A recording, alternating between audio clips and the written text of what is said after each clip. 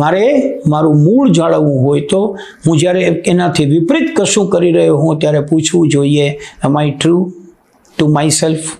હું કરું છું તે યોગ્ય છે?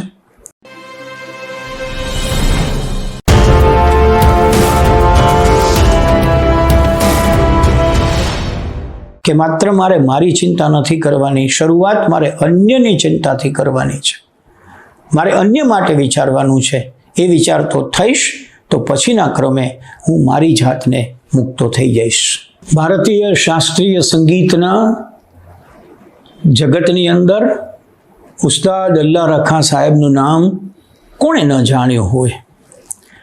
અને ઉસ્તાદ અલ્લા રખા સાહેબના વારસાને આજે આપણી વચ્ચે એક યુવાન ઉંમરનો એમનો જ પુત્ર ઝાકીર મૂકી રહ્યો છે, ત્યારે આપણને એમ થાય કે એમનું ઘડતર કેમ થયું હશે. તો એ ઘડતરની વાત આપણી સમક્ષ તબલા સમ્રાટ ઝાકીર હુસૈન કરી રહ્યો હતો અને એમણે બહુ ઊંડી વાત કરી છે. આ વાત સમજવા જેવી છે. આપણે જ્યારે અન્યની ચિંતાની વાત કરીએ ત્યારે ઘણાની એવી દલીલ હોય કે આપણે આપણું છોડી દેવું. ના, નથી છોડી દેવાનું. આપણે આપણું જાળવી રાખવાનું છે. અને ક્યાં સુધી જાળવી રાખવાનું છે એ આપણને હમણાં જોયેલા વિડીયો ઉપરથી સ્પષ્ટ થયું છે. ત્યાં સુધી મારે જાળવી રાખવાનું છે કે જ્યાં સુધી મારી પોતાની જે મિલકત છે, મિલકત એટલે મારો પોતાના ચરિત્રના ગુણો જે મને મારા પૂર્વજો તરફથી મળ્યા છે, મારા જીવનના મૂલ્યો જે મને જીવનમાંથી સાંપડ્યા છે, મારા કેટલાક એવા નિર્ણયો લેવાની શક્તિ કે જે મને શાસ્ત્રોએ આપ્યા છે, એને મારે કોઈ સંજોગોમાં એવો પ્રશ્ન પૂછવાનો નથી કે તમે શા માટે. ઓન ધ કોન્ટ્રરી આપણે એને પૂછવાનું છે, જો એનો અમલ ન કરતા હોઈએ, કે એમ આઈ ટ્રુ ટુ માય સેલ્ફ? હું શા માટે આ છોડી રહ્યો છું? કોઈએ એમ કહ્યું કે બધા રીતિ રિવાજો છોડી દેવા જોઈએ એટલે એક ટોળા ભેગો હું ભળી ગયો? જરા વિચારવા જેવું છે કે મારા રીતિ રિવાજોમાંથી કયા રીતિ રિવાજો એવા છે કે જે મારા જીવનના ઘડતરમાં બહુ મોટું પ્રદાન કરી રહ્યા છે. હવે હું સમજુ માણસ છું. વિઝડમ મારા માટે શબ્દ વપરાયો કે આઈ એમ અ મેન વિથ વિઝડમ. તો મારે એ વિઝડમનો ઉપયોગ ક્યાં કરવાનો? પહેલાં મારા માટે કરવાનો. અને એટલે ઝાકીર બહુ સુંદર રીતે વાત કરે છે કે હું જ્યારે જન્મીને મારા ઘરમાં આવ્યો ત્યારે અમારી રિચ્યુઅલ્સ હતી કે બાળક જન્મીને આવે ઘરે એટલે એના બાપના હાથમાં મૂકવામાં આવે અને બાપ છે એ એના કાનની અંદર કોઈ મંત્ર બોલે.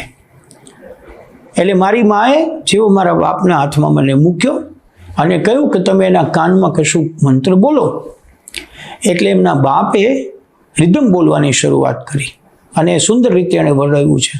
તબલાના બોલ બોલવાની શરૂઆત કરી, ધાગેથી. તો માને આશ્ચર્ય થયું કે આ તમે શું કરો છો? આપણે એનો કોઈ સારો મંત્ર બોલવાનો છે, તમે તો તબલાના બધા માત્રાઓ બોલવા માંડ્યા છો. એટલે એમણે સુંદર જવાબ આપ્યો કે હું મારા સંસ્કારો તબલાથી ઘડાયા છે, તબલાના બોલથી ઘડાયા છે. મારે મારા સંસ્કાર જો મારા દીકરાને આપવા હોય તો એના કાનની અંદર હું એ જ બોલું છું, એ જ મારો મંત્ર છે, એ જ મારો ધર્મ છે.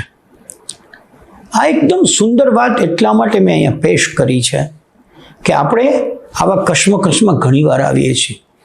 Two be or not to be વાળી, to do or not to do, કરું કે ન કરું, કરીશ તો આમ થશે, નહીં કરીશ તો આમ થશે.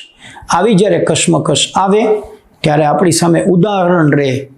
આપણે જેને મુસ્લિમ કલ્ચર કહીએ છીએ એ પણ પોતાના મંત્ર તરીકે પોતાના દીકરાના કાનમાં એવા શબ્દો બોલી રહ્યા છે કે જેને દીકરાનું ઘડતર કરવાનું છે.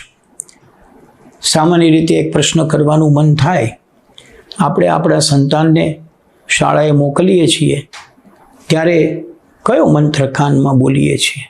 મંત્ર બોલીએ છીએ ખરા? ચાંદલો કરીને ચોખા ચોંટાડીએ છીએ ખરા?